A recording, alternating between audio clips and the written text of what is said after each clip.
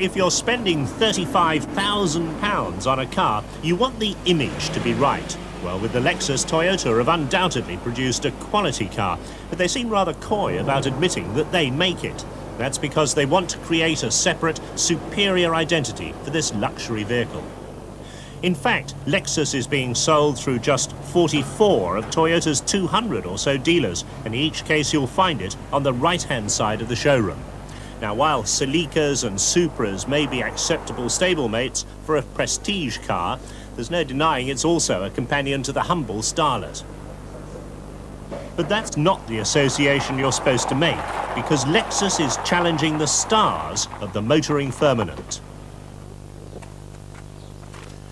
Now, the cars most obviously in the firing line for Lexus are the traditional European competition, Mercedes, Jaguar and BMW. From Mercedes, the S-Class is now getting rather long in the tooth and a replacement is due. This is the 420 SE long wheelbase version, a 4.2-litre V8 engine, good performance, ride and handling, but those Mercedes extras come very expensive. The latest from Jaguar, now with a 4-litre engine, very good performance, exceptional ride and handling, and it's got traditional instruments, something the Americans demanded. And finally from BMW, the 735i, very much a driver's car, very efficient in design and layout inside and superbly put together. So how do the cars compare on paper? Lexus offers the best performance of the four and a high specification at a very competitive price. About the only thing it lacks is a trip computer. The BMW nearly matches the Lexus on performance, but for that similar price offers no air conditioning, cruise control or sound system. The Jaguar also falls short of the Lexus on top speed, but matches it on specification. You get a trip computer, but no sunroof as standard, and it's not much more expensive. The Mercedes in standard wheelbase form has similar performance to the other European cars, but that much higher price does not include air conditioning, cruise control, a sound system or power seats, and there's no catalyst.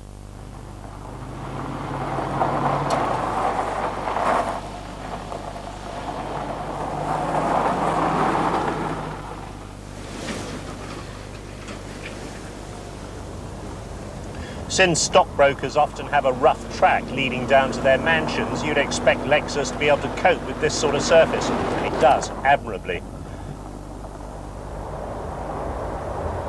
But once out on the motorway, the boulevard ride of a car that was after all launched in America a year ago really comes over. In the States, when Willie drove it last year, it was equipped with air suspension. In this country and in Europe, it's wishbones all round, but steel coil springs.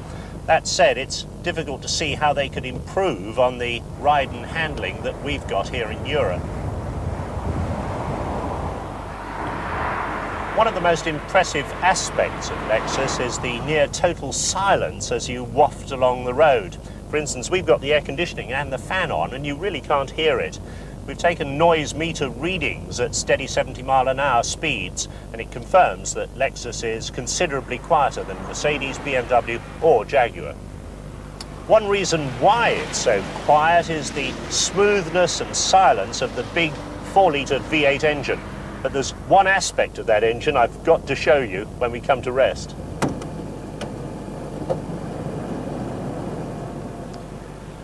Now, this is not a test we normally perform on Top Gear, but it's a perfect illustration of the Lexus engine. I can put a glass of water on top of the unit, and at idle, there isn't even a disturbance in the surface. Better still, I can have the engine revved to 6,000 RPM.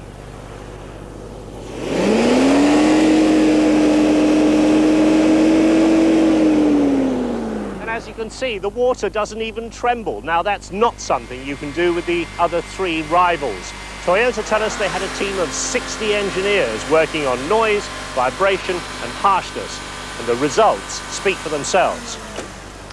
For those who like electronic toys in their cars, the Lexus will be a source of endless amusement. The seat position memory for two different people not only controls the position of the seat itself, but also of the steering wheel and the shoulder mounting of the seat belt and the position of the headrest.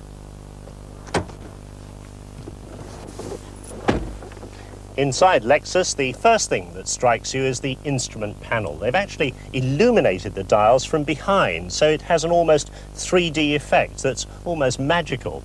The attention to detail in the leatherwork is very good, and the wood is excellent. They've actually gone to Yamaha, the Japanese piano and violin manufacturers, for their veneers, and it was worth it.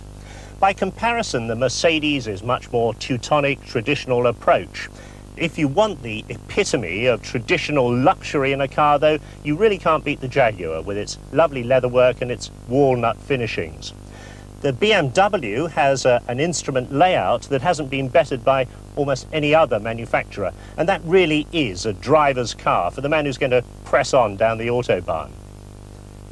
In comparison with those three, you could argue, though, that the Lexus looks almost bland.